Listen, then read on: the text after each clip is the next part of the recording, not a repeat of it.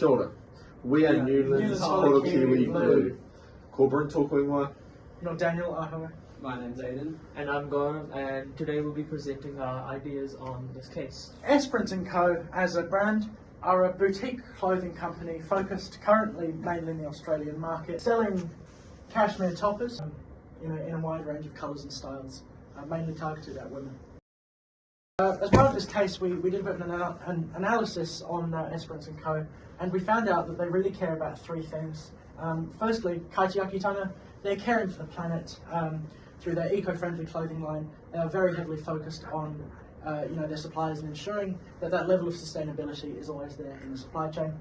Secondly, for Nangatanga, they care about the people. They're a small, family business. They've got lots of connections with both their consumers and suppliers to ensure that everyone's satisfied with the product. And thirdly, Manakitanga, uplifting the mana of others through social initiatives and donations to charities. The problem we pulled out of this is their poor penetration into the New Zealand market, and one of the solution we discussed was changing methods of distribution to increase presence in the community of New Zealand to cater to our consumers. Throughout this case, you can expect us to answer one question.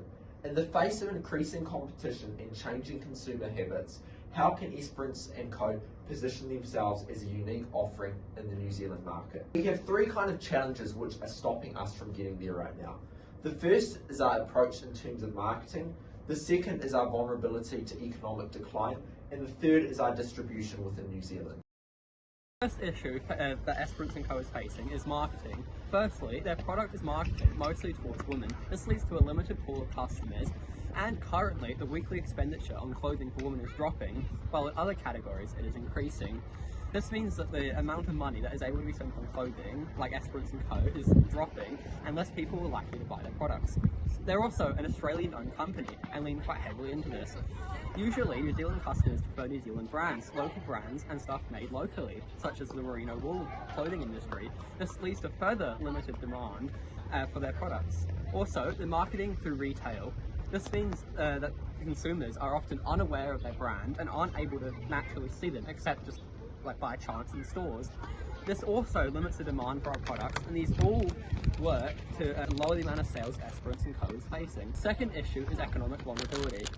Esperance & Co. is a premium brand, and they have a reliance on the premium market. This means in times of economic hardship, such as the cost of living crisis now, are less likely to buy their products, and they are often the first ones people stop buying. This means they'll have lower sales, and it's harder to get into the market. The second part of economic vulnerability is low market penetration in New Zealand specifically. There is limited brand awareness for them, and many people do not even know they exist. There might also be a mismatch for the Kiwi target audience, and they've got, again, stagnated growth in the target audience of older women. Reliance on single sales agent in New Zealand is another issue. This means that they have limited control and increased financial vulnerability. Third issue is distribution into New Zealand.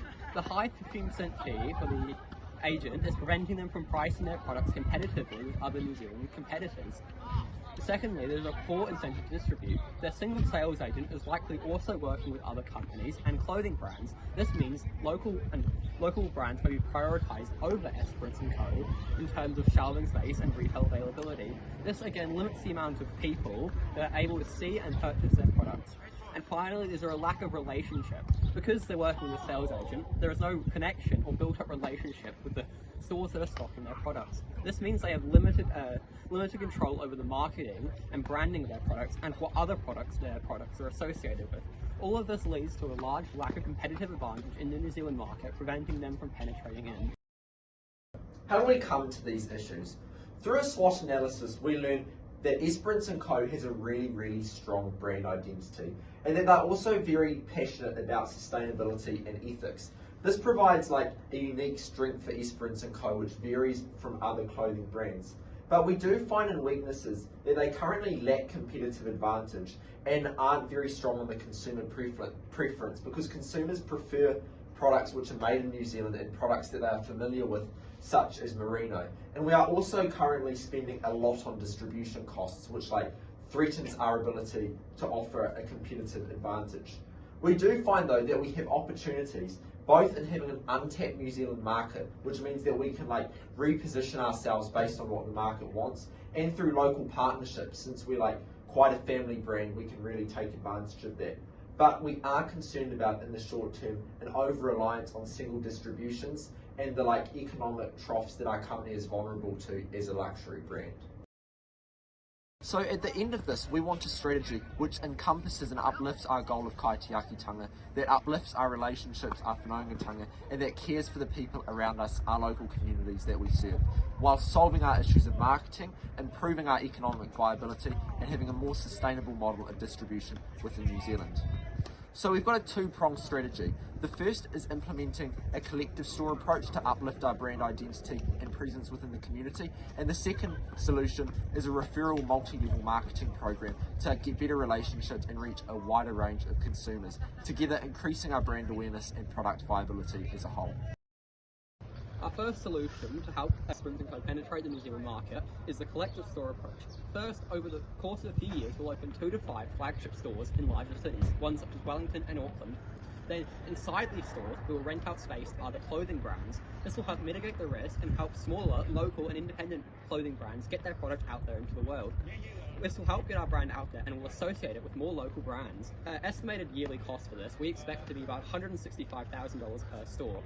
Our largest expenditure is likely to be staff wages, rent, and inventory costs. We found that the averages for a retail sales associate, was around $55,000 per year. We'll likely need at least 2 employees, so that's around $110,000 per year. Looking online, we found that retail rent in Wellington is approximately $750 per square metre.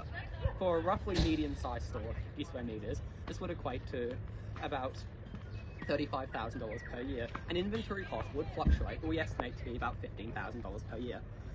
We believe this offers a unique offering in the New Zealand market, and our high quality and luxury presence will increase the chance of brands coming to us. The pricing template we're using is similar to that of the Wellington Collective, but we charge per square metre. We'll be charging approximately $150 plus GST per square metre of our store, but we will have deals, as shown in the slideshow, for smaller land areas. This will help us generate revenue consistently and at low risk, and will help offset the cost of running the store. Our second strategy is the implementation of the Esperance Circle, a referral multi-level marketing program. How exactly does it work? Well, we will develop a network of ambassadors where passionate individuals known as Esperance & Co advocates will promote and sell products through their own networks.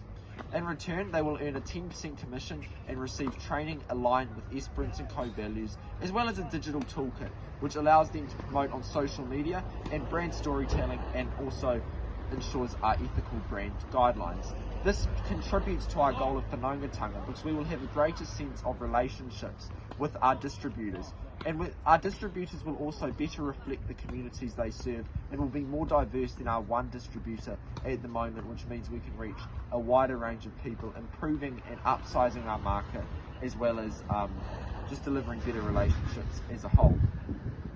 For this, we project that the advocate rewards will cost around $20,000 in terms of commission per year. Note that is cheaper by 5 percentage points than the current distribution program. In terms of training and kits, we're looking at about $5,000 in terms of making training programs for our advocates, but also providing the social media resources they need. We will also have to spend on digital platform setup, such as programs to manage them and that kind of thing, which is looking at about $3,000. So we expect a total cost of around $28,000. However, we expect significant growth from this, merely just because we're reaching out to so many different consumers, more than we are now, and we're also saving on social media marketing because they will handle it for us. For the financial impact/growth, we'll expect a gradual increase in revenue from the stores from the first year to the third year as more stores open. The affiliate marketing will also increase revenue as networks strengthen and our associates develop their networks more. This will obviously lead to increasing total revenue from all of the new solutions.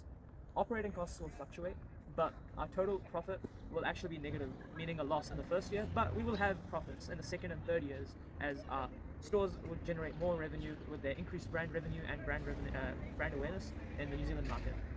Thank you for listening.